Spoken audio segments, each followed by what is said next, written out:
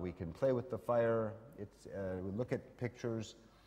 And we started off saying, oh, I will start off by giving these people email, and then they'll put pictures of their life in this thing, and they will be able to communicate with their family. No, this is the opposite idea of what you want. These people, when they look at pictures of their life, they get confused and frustrated. When they have to communicate with people, they can't remember, they get frustrated. This, however, by making this living room, this comfortable place, we did many things to help them. What I really had to get to understand is these people are productively challenged. They cannot do very well. But if you play music for them and it is off-key, they are angry. They are very good at being critically sophisticated, but productively challenged.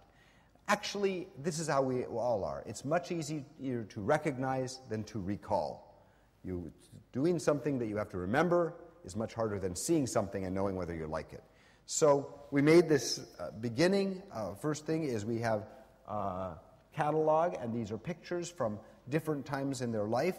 Everything we do, it goes from something that maybe from their childhood, something from their salad years, that's 20, something from their middle age. And these yellow stickies, they put them on these pictures. Maybe they don't even remember they put them on the pictures, but their caregiver does. And so they have an interaction with their caregiver. And what you watch is that the caregiver, today, when caregiver is working with Alzheimer's patient, the stress is very high and going up.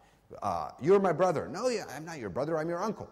This kind of interaction always maybe takes 2 days after a loved one comes to visit Alzheimer's patient for Alzheimer to calm down. It's also for the person that visited. So we want to make something that neutral that they can play with. One thing they have trouble with is sundowning. When they are in a dark place, they get depressed very quickly, much more than the rest of us. So they find themselves always trying to pack a suitcase. So we may, instead of packing a suitcase or something, I have them out in the yard, and they are putting all of these things on this wall, or they are putting all of these things in this wagon. This is the living room inside. If they click on that, they go back in. I had one person who had not spoken in 6 months. He spent 40 minutes playing with this funny little outside thing. He skipped lunch, and his wife, she was crying because she had never heard him. He was talking, and that made her very happy. So it brought him out, and that made me happy too. This one, what happens is there's this kaleidoscope. It is just pictures, radially symmetric pictures, and if you do nothing, it keeps making similar pictures. But if you hit the keyboard in any way, it changes the picture, and it makes a different style of picture. And so you keep hitting the keyboard, and it keeps changing the kind of picture, and so it is using your response to it to design the art. So you are letting the computer be the artist by you criticizing it. And they love to watch this. And actually, I think it's a kind of an interesting idea, too, to use this adaptive user model to drive the art. Because if you think about it, an art critic is usually not a good artist. But they are very good at criticizing art. So maybe we can turn things around and make the art critic be a good artist. This is, again, I had Vadim make another Tetris example, but this one, what happens is this puzzle, if you are not even paying attention, the pieces come down and fill it out, and then you can see this cat and dog together. But if you start manipulating this with cursor keys or cursor, then and you're succeeding at putting these puzzle parts into place, it keeps making the puzzle making harder. So if a 12-year-old is visiting an Alzheimer's patient, then it gets very difficult. They're rotating, they're in the wrong place, the person has to go very quickly or the game ends. But if they don't succeed, it gets simpler, simpler, simpler until it is doing it itself. So that no matter who is playing with this puzzle, they can have a positive experience. And again, I've had people spend a half hour filling a puzzle. It's really kind of a positive experience.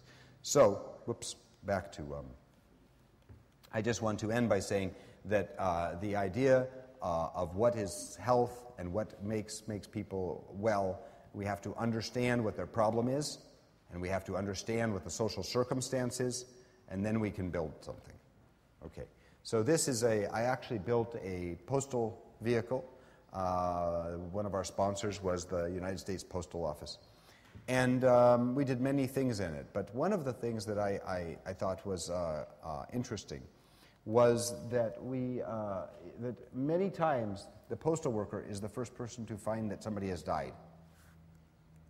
I'm sorry, this went on. And so if we have a map that shows where people are that need help, we can have the postal worker aware of this.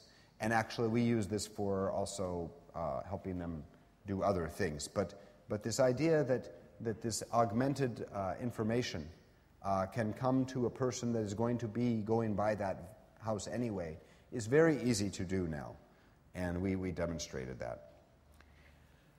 To give you another example of improving stuff just by watching the ambient information, we made Chrysler Car Corporation made a car with me, a concept car. We had 209 new sensors we put into this car.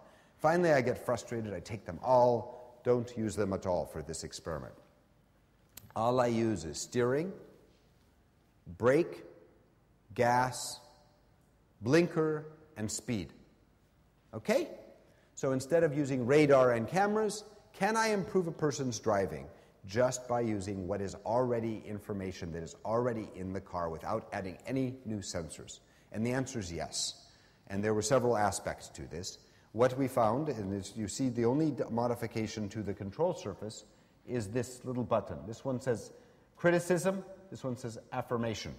You put it whatever level you want, criticism or affirmation. But what we found is that when a person turns and does not turn on their blinker, do you say something? When they go too fast, when they go too slow. We could tell if they were drunk by the steering wheel and the speed and everything else, actually. We used a support vector machine to integrate this knowledge and decide. We could tell when they were falling asleep instead, or they were drunk. And we could tell if they'd turned on the blinkers correctly. And what we found out is that when we show it to the reporter, they love it when it says all of these things.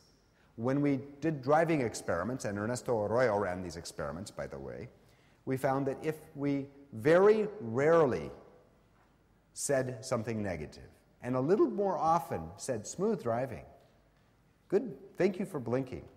When we said something positive, that was good. But even then, we had better results if we said it very rarely. So, when a person is turning left and there's 4 lanes of traffic and their blinker is not on and they're going too fast, do you say anything? No! They are cognitively overloaded.